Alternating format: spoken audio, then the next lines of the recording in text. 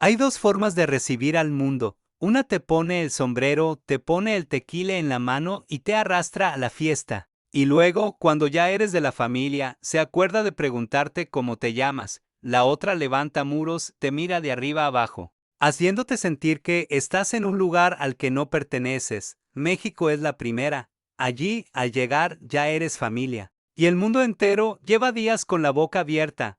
Esas dos formas coexistieron esta semana en el mismo torneo, en el mismo planeta, y el contraste no pudo ser más visible.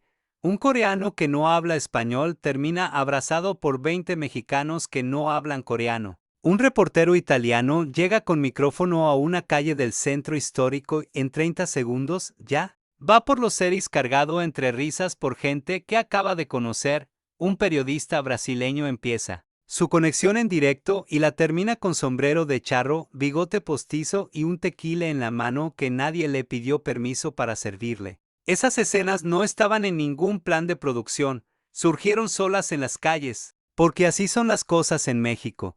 Si llegas de fuera con buen rollo, te integran antes de preguntarte nada. Eso fue lo que 52 medios internacionales encontraron esta semana al apuntar sus cámaras al FanFest del Zócalo y a las plazas de Guadalajara. Hacia el Ángel de la Independencia, lleno de gente celebrando bajo la lluvia sin querer parar, vinieron a cubrir un torneo y encontraron algo que no estaba en el itinerario. Un pueblo que recibe a cualquiera, sea coreano, africano, europeo o latinoamericano, con la misma calidez. Sin distinción de bandera, de idioma, de religión o de color de piel, los vídeos llegaron a 4 continentes. Y la pregunta que dejaron flotando en redes en España, en Corea o en Colombia fue siempre la misma. ¿Cómo hace México para convertir a un extranjero en familia antes de que termine el primer partido?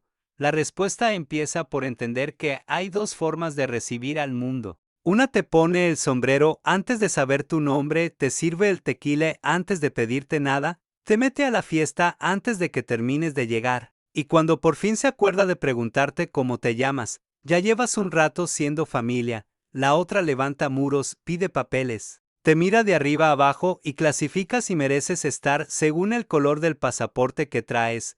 Esas dos formas coexistieron esta semana en el mismo planeta y el contraste no pudo ser más visible, porque mientras una seguía debatiendo quién pertenece y quién sobra, en el FanFest más grande de la historia del Mundial, en el Zócalo de Ciudad de México, desbordado 3 manzanas más allá de su aforo previsto, había coreanos, sudafricanos, colombianos, italianos y alemanes. Todos revueltos bajo la lluvia, gritando el mismo gol, compartiendo el mismo espacio, sin que a nadie le importara la bandera del de al lado. Nadie los invitó con una campaña, nadie los convocó con un protocolo. Llegaron solos y México los convirtió en familia. Así de simple, así de mexicano.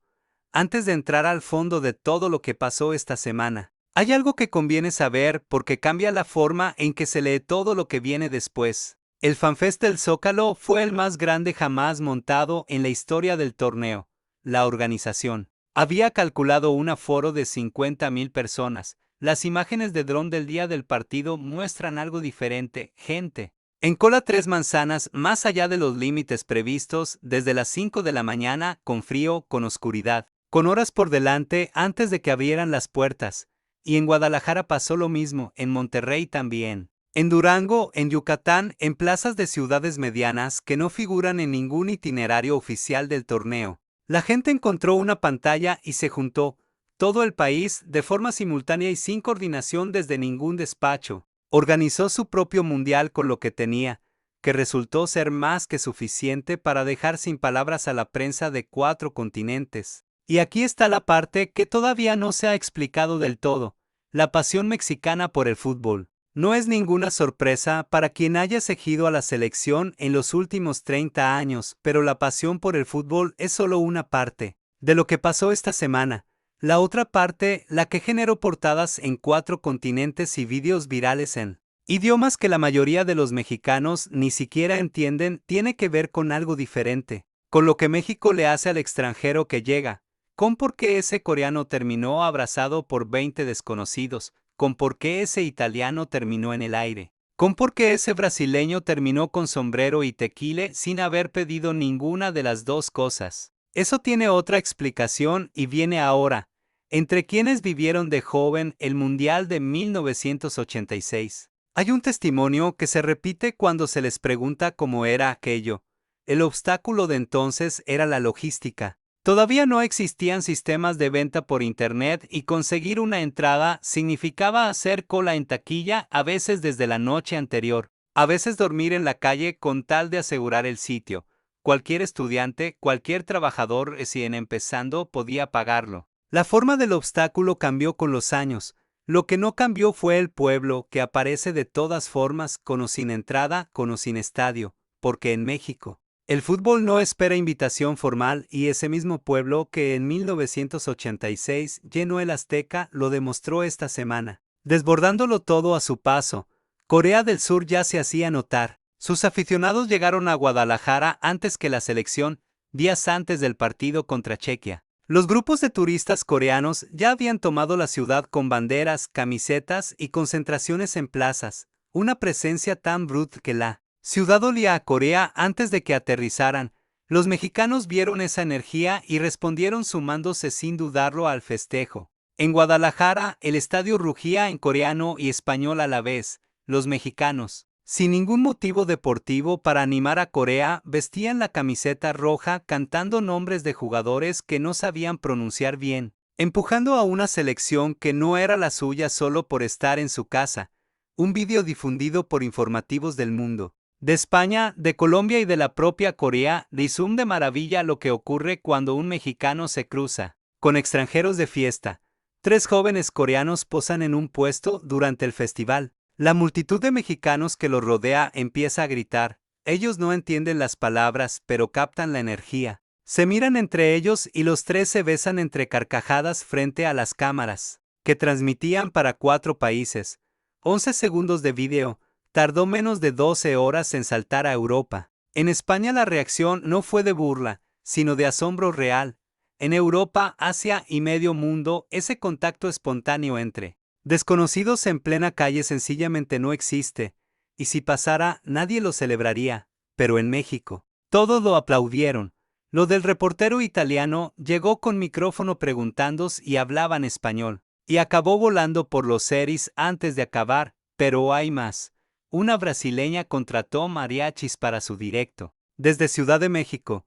Antes de tocar, los músicos lanzaron un potente cohete al cielo. La presentadora pegó un grito de susto que se oyó a media calle.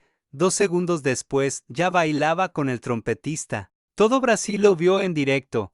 Esa misma noche, otro reportero brasileño acabó su crónica con sombrero de charro, un bigote pintado con rotulador negro y un buen vaso de tequila que alguien le encasquetó en la mano. Siguió narrando en portugués aferrado al micrófono sin soltar tampoco el sombrero, el bigote y el tequila, porque en México las cosas se hacen así, sin guiones ni coordinadores detrás. Todo fluyó de forma natural porque esa es la reacción del mexicano ante quien viene con buena energía, lo incluye. Lo pone en el foco de atención y celebra con él como si fuera un viejo amigo de toda la vida. Por eso corre en redes la idea de que en México superó a la inteligencia artificial. Ningún algoritmo, ninguna campaña publicitaria, ni ningún equipo de comunicación con presupuesto infinito logra replicar esa espontaneidad real, porque lo natural no se fabrica, nace de golpe y en México brota sola. Y si a alguien le quedan dudas, que le pregunten a Merlín.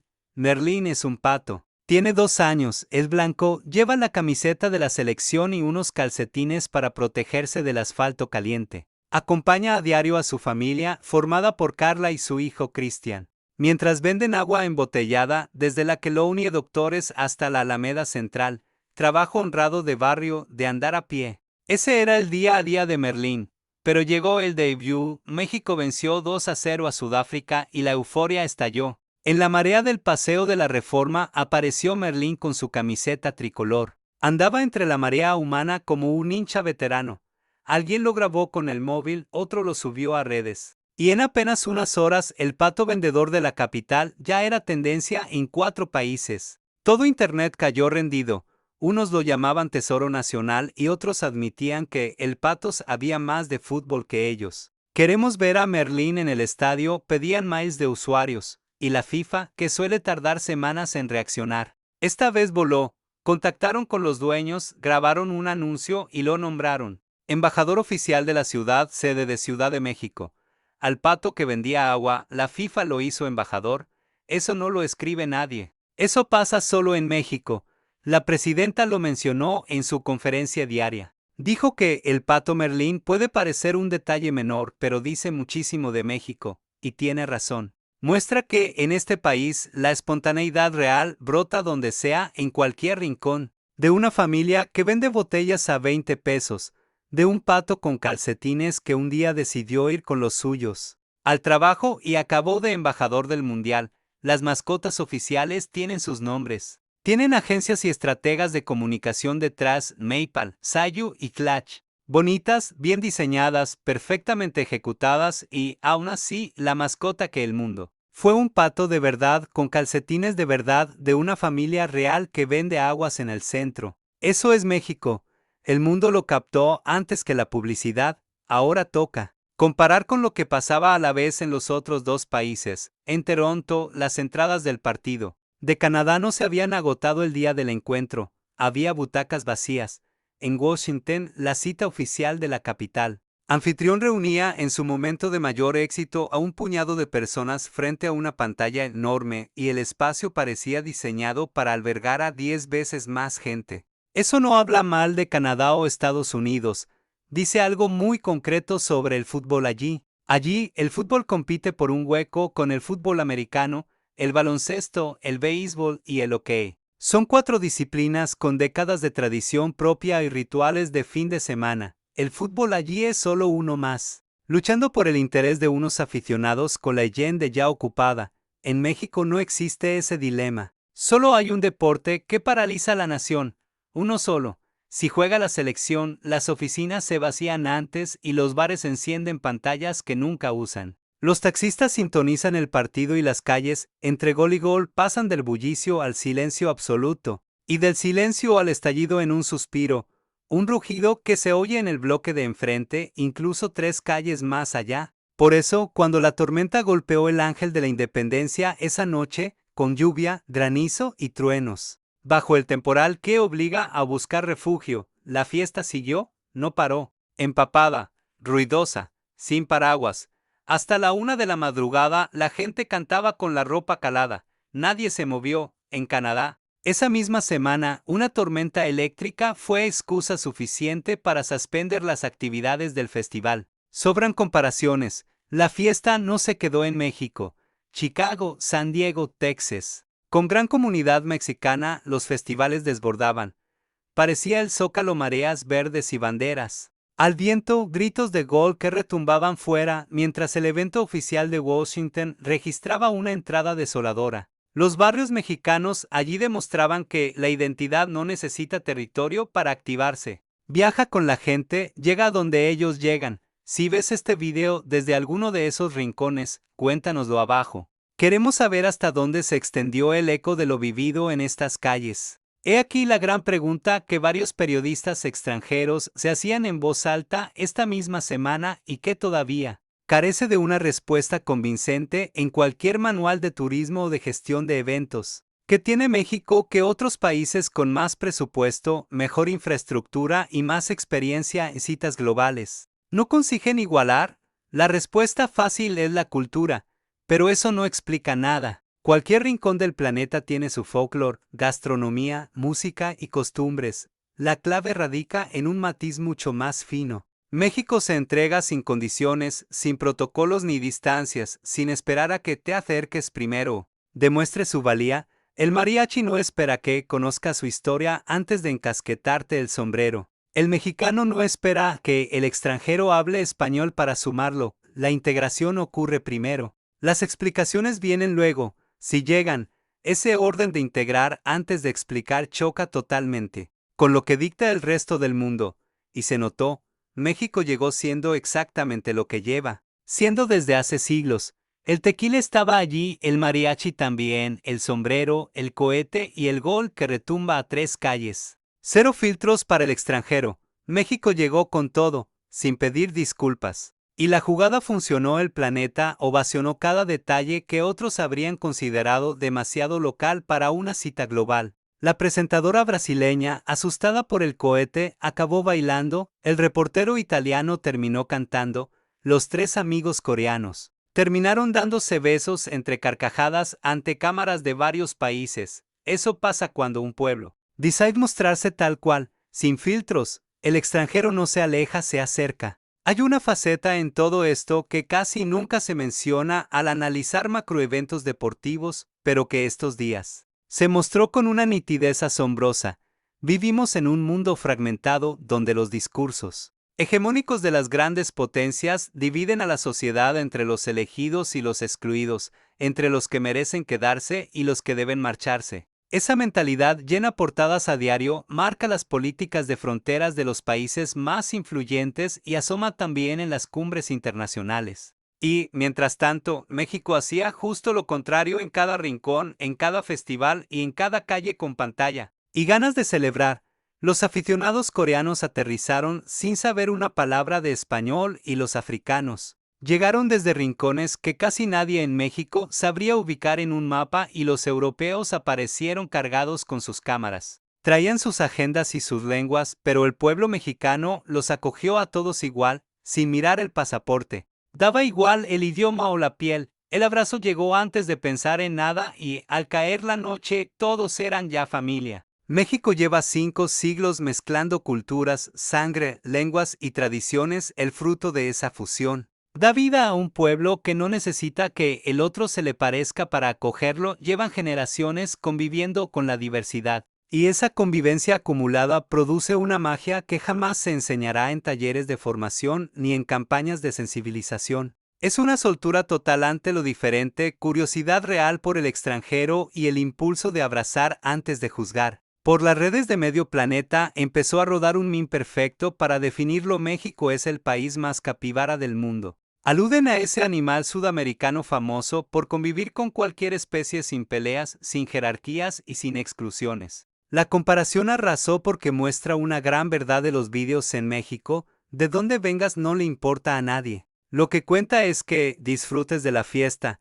Pero antes de terminar, hay algo que ningún periodista de este mundial pudo esquivar. Una realidad demasiado evidente como para ignorarla en esta Copa del Mundo: el legendario Estadio Azteca. Le cambien el nombre o no, para el buen futbolero, sigue siendo el Azteca el único estadio en la historia que ha sido sede de 2 finales de la Copa del Mundo. En 1970, el Brasil de Pelé se coronó allí tricampeón y en 1986, la Argentina de Maradona tocó la gloria. 2 finales en el mismo césped, 2 torneos históricos. Ningún otro templo del fútbol mundial puede presumir de algo así, ni el mítico Maracaná ni Wembley, absolutamente ninguno. El propio Gianni Infantino, presidente de la FIFA, lo admitió bien claro esta semana: el Azteca tiene algo tan especial que parece elegido por los dioses del fútbol. Incluso la prensa de Argentina, un país que no suele regalarle elogios a México, lo definió como la meca del fútbol mundial. En España fueron más allá y afirmaron en directo que toda la Copa del Mundo tenía que haberse disputado en México y que el resto sobraba. Estas palabras no vienen de aficionados mexicanos defendiendo su tierra. Vienen de periodistas rivales y del propio jefe del organismo que organiza el torneo, de analistas sin ningún vínculo emocional con el país, que aunas y se rinden ante su grandeza. Y a pesar de todo esto, la final de este mundial se disputará en Nueva Jersey, un estadio que no ha visto una sola Copa del Mundo en su historia. No tiene el aura de las grandes citas ni el recuerdo de goles legendarios grabados en sus muros, pero la final se jugará allí simplemente porque el mercado televisivo más potente del planeta manda y las brutales cifras de audiencia avalan la decisión desde el lado comercial. Pero si miramos el fútbol de verdad, la balanza cambia por completo. Ningún torneo de tenis se atrevería a llevarse la final de Wimbledon a una pista con mejor aparcamiento, ni la Fórmula 1 sustituye Mónaco por una autovía con más gradas. Sin embargo, al fútbol, el deporte rey que más dinero mueve en la tierra, si se le consiente tratar a su templo más sagrado como una simple parada de paso, el mundo lo sabe y lo denuncia. Pero hay algo más que todo el planeta ha comprobado esta semana, una verdad que ningún contrato millonario de televisión logrará borrar. La verdadera grandeza de México no se encierra en un estadio, se desborda por las calles, las plazas Y en el Ángel de la Independencia, a la 1 de la madrugada, bajo la lluvia, latiendo en la generosidad de su gente, como cuando le plantan el sombrero a un reportero extranjero sin preguntar porque ya saben de sobra que le va a encantar. Aunque el propio reportero aún no lo sepa, un coreano llegó mudo de español y se marchó sintiéndose un hermano. Un italiano con micrófono acabó por los seris entre risas. Un brasileño vino a cubrir la noticia y acabó con sombrero, bigote y tequile, y hasta un pato vendedor de agua del centro histórico. Acabó la semana como embajador oficial de la FIFA. Eso no se diseña en oficinas corporativas, nace de un pueblo que sabe quién es. Un país orgulloso de sus raíces desde hace siglos, que esta semana le ha demostrado al planeta entero que existe otra manera de acoger al que viene de fuera. Cuéntanos en los comentarios desde dónde estás viendo estos vídeos. Porque la magia vivida en México no se ha quedado allí, ha dado la vuelta al mundo y queremos saber hasta dónde ha llegado.